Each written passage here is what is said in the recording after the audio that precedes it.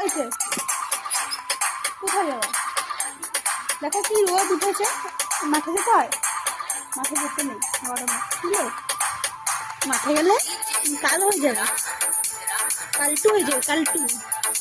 লালটু থেকে কালটু হয়ে যাবে বুঝলে? না না, মাঠে যেতে হবে না, মাঠে যেতে হবে না। কি হয়েছে? এদিকে দেখো, এদিকে কি হয়েছে? মাঠে যেতে হবে না তোমার। মাঠে রোদ দিয়ে দেখেছো তুমি?